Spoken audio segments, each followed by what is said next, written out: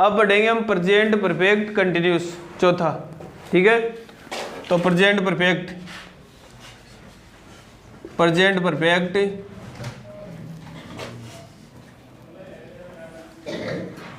Perfect continuous,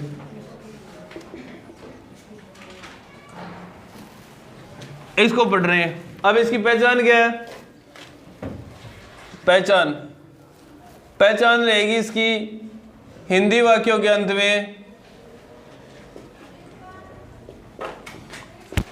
में रहा है, रही है और रहे हैं आदि शब्द आते हैं, किंतु साथ में प्रेजेंट का समय अवश्य दिया हुआ होता है। प्रेजेंट का समय अवश्य दिया हुआ होता है, किंतु इसके साथ में। अब यदि इसकी बात करें एचवी की, तो एचवी इसकी आती है हैज बीन और हैव बीन। यदि इसकी मेन वर्ब की बात करें तो मेन वर्ब आती है इसकी वर्ब की फर्स्ट फॉर्म आईएनजी। और यदि इसकी एडवर्ब की बात करें, एडवर्ब, तो वो इसके अंदर सिंस, फॉर प्लस प्रेजेंट का टाइम, प्रेजेंट टाइम। यदि इसके सूत्र पैटर्न की बात करें सेंटेंस रचना की, तो जैसे अफर्मेटिव है तो इसमें अफर्मेटिव में आता है सेंटेंस रचना की, तो subject plus HV plus verb की first form ING plus object plus other word plus adverb, या ऑब्जेक्ट के बाद में सिंस या फॉर प्लस टाइम, ये इसके अंदर आ जाता है। यदि बात करें नेगेटिव की, तो सब्जेक्ट के बाद में जो एचवी होती है, जैसे हैज बीन है तो हैज या have plus not plus been, ऐसे आएगा इसमें नेगेटिव में। इस बात का ध्यान देना है, हैज और बीन जो है इसके बीच में नोट आएगा नेगेटिव के अंदर, प्रेजेंट परफेक्ट कंटिन्यूस में। उसके बाद में वर्ब की फर्स्ट फॉर्म आईएनजी, फिर ऑब्जेक्ट, अदर वर्ड और since, for plus time.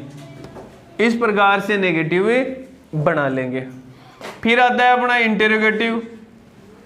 Interrogative में जो है एचवी जो है वो हमेशा, जैसे एचवी है हैज और हैव प्लस फिर सब्जेक्ट और उसके बाद में बीन लगाना है इसमें इंटेरोगेटिव में। ये नहीं कि साथ में आप बीन लगा दो, हैज बीन कर दो या हैव बीन कर दो।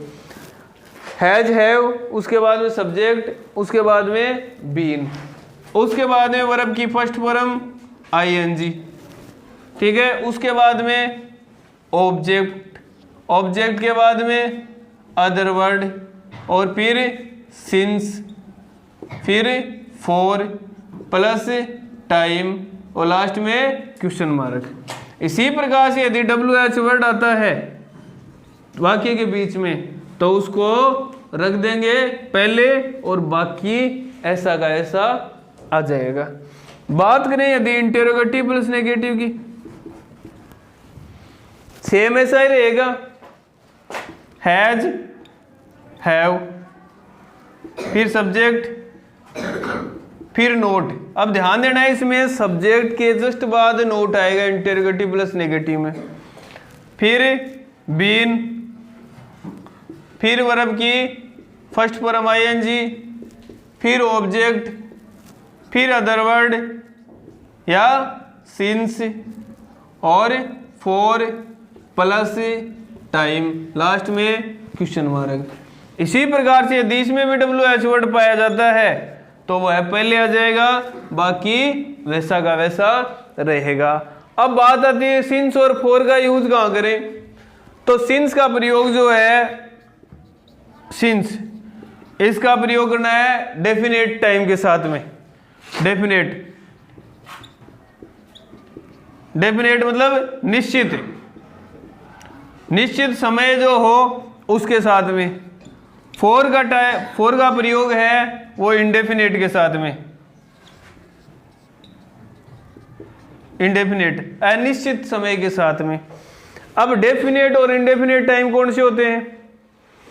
जैसे इंडेफिनेट की बात करें अनिश्चित, जैसे समटाइम्स, कुछ दिनों से, कुछ महीनों से, कई दिनों से, ये चीजें होती है इंडेफिनेट जिसमें निश्चित नहीं हो। जैसे वह 2 दिन से पढ़ रहा है, तो कौन से 2 दिन से पढ़ रहा है नहीं पता है, तो उसमें हम फॉर का प्रयोग करेंगे। और सिंस का प्रयोग करेंगे डेफिनेट के साथ में, जैसे कोई सन हो, फिक्स हो, कोई डेट हो, या फिर कोई टाइम दिया गया हो, या कोई वार दिया गया हो, वीक्स नेम हो, मंथ्स नेम हो, सन हो, ये चीजें यदि हो तो वहां पर हम इनका प्रयोग करेंगे। अब देखते हैं सेंटेंस रचना।